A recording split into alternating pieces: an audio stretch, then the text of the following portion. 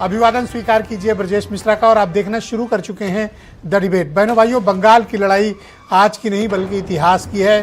बंगाल जीतना इस देश को जीतने के बराबर होता है और बंगाल इतिहास से लेकर अब तक वर्तमान तक तमाम राजाओं के लिए, तमाम साम्राज्यों के लिए, तमाम हुकूमतों के लिए बड़ा कठिन रहा है। लेकिन इस बार क्या होने जा रहा है? बंगाल में खेला हो वो या फिर परिवर्तन? बंगाल की जनता ने क्या तय किया है? कल दूसरे चरण यानी अंतिम चरण का मतदान है। 142 सीटें इस बार दांव पर हैं। 152 पर वोटिंग हो चुकी है। कुल 294 सीटें पश्चिम बंगाल विधानसभा की हैं। अब देखना होगा कि ममता बनर्जी चौथी बार बहुमत लाती हैं या बीजेपी पहली बार किला भेदने में कामयाब। आज चर्चा बंगाल की। बहनों भाइयों, बंगाल का मतदान पूरे देश भर के लिए चर्चा का विषय है। बंगाल में जिस इंटेंसिटी के साथ, जिस आक्रामकता के साथ, जितनी घेराबंदी करके ये चुनाव लड़ा जा रहा है वो अभूतपूर्व है। कई राज्यों के लिए बंगाल का चुनाव एक लर्निंग है, सीख है कि जब उनके यहाँ चुनाव होगा तो कैसे लड़ा जाएगा और कैसे बंदोबस्त होंगे। बंगाल को भारतीय जनता पार्टी ने अपनी इज्जत और प्रतिष्ठा से जोड़ रखा है। पूरी केंद्र की सरकार, पूरी भारतीय जनता पार्टी पूरी ताकत के साथ पश्चिम बंगाल का चुनाव लड़ रहे हैं। बहनों भाइयों, इसी तरह ममता बनर्जी ने एक वक्त लेफ्ट पार्टी से जब सत्ता छीनी थी तो इसी तरह की ताकत का प्रदर्शन किया था। लेफ्ट पार्टीज के चंगुल से 25 सालों से अधिक तक पश्चिम बंगाल को निकाल कर लाना और फिर वहां की हुकूमत पर काबिज होना, यह ममता बनर्जी जैसी ग्राउंड की लीडर ही कर सकती हैं। जो ताकत उन्होंने पैदा की, आज लेफ्ट पार्टीज बंगाल की राजनीति में लगभग मृतप्राय है, खत्म है। जिनका कभी डंका बजता था, आज वो पार्टी का नाम लेवा वहां कोई नहीं है। चर्चा तो छोड़ दीजिए, गिनती में नहीं आते। फिर भारतीय जनता पार्टी ने कोशिशें शुरू की ममता बनर्जी के खिलाफ। धीरे धीरे चुनाव दर चुनाव भारतीय जनता पार्टी ने वो ताकत अर्जित कर ली कि पिछले विधानसभा चुनाव में बस 6% का अंतर था। लेकिन 2019 के चुनाव में भारतीय जनता पार्टी ने अभूतपूर्व प्रदर्शन किया था। लेकिन 24 के चुनाव में उसे थोड़ा नुकसान हुआ। अब दो पार्टियां पॉलिटिकली इरेलीवेंट हो गई, बल्कि तीन कह लें, जिसमें दो मेजर हैं। एक लेफ्ट पार्टीज, एक कांग्रेस कमेटी। वो कांग्रेस कमेटी जिसका लेफ्ट के पहले पूरे पश्चिम बंगाल पर शासन हुआ करता था, वो पार्टी भी वहां पर बस नामलेवा बची है। इसी तरह असदुद्दीन ओवैसी का जो प्रभाव था, वो प्रभाव भी बंगाल में इस बार देखने को ही नहीं मिला। तो मुकाबला किसके बीच है? एकदम आमने सामने का है। बहनों भाइयों, 100 वोट पड़ रहे हैं तो 93 वोट आमने सामने के लिए पड़ रहे हैं, या तो टीएमसी को या बीजेपी को। कोई अपने वोट खराब नहीं कर रहा। और बंगालियों का प्राइड तो आप जानते ही हैं, वो अपने को बहुत सुपीरियर रेस मानते हैं।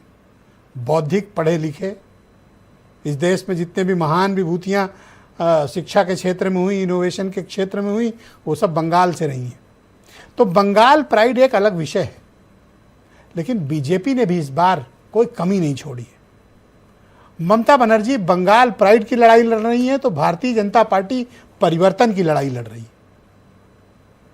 और अकेले नहीं लड़ रही बीजेपी, पूरी ताकत के साथ लड़ रही है।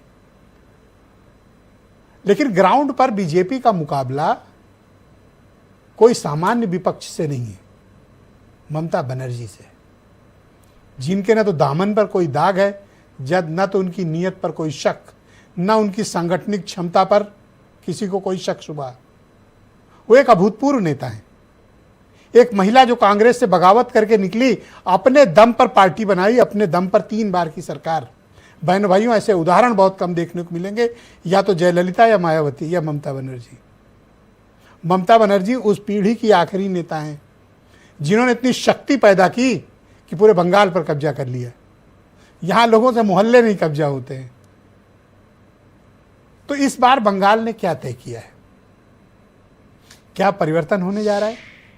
अगर आप किसी नॉर्थ पट्टी के लोगों से बात करें जो वहां पर मौजूद हैं, या बीजेपी के लोगों से, या कोई सर्वे देखें, तो आप ये पाएंगे कि भारतीय जनता पार्टी इस बार बंगाल में परिवर्तन करेगी। लेकिन खांटी बंगालियों से आप बात करें, स्थानीय लोगों से बात करें, स्थानीय पत्रकारों से बात करें तो टीएमसी का कोई जोड़ नहीं बताते। इसका मतलब अंतर बहुत ज़्यादा नहीं होगा।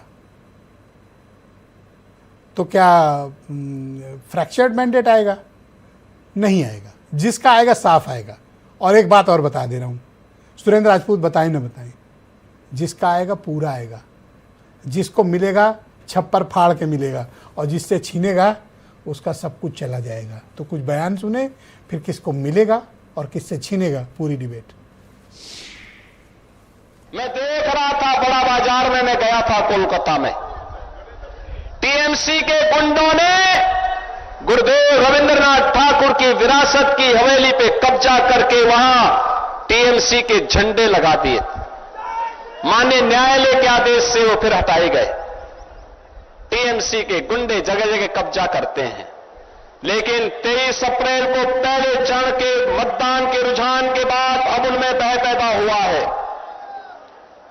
अब वे अपना ठिकाना ढूंढ रहे हैं। 4 मई को जब परिणाम आएगा, टीएमसी के गुंडे कहीं न कहीं आपकी सड़कों पर पंचर बनाते हुए दिखाई देंगे। और इसीलिए मैं आज आया हूं आपसे कहने के लिए, जो पहले दफा इलेक्शन हुआ हम सेंचुरी पार कर दिया, और आने वाला चुनाव में भी हम और एक सेंचुरी पार करेंगे। इसके लिए बीजेपी डर गया, और जो डर गया वो मर गया। इसी के लिए वो अभी सेंट्रल फोर्स लेके और इधर का सब ओसी को चेंज करके, डीएम को चेंज करके गुंडा गद्दारी कर रहा है।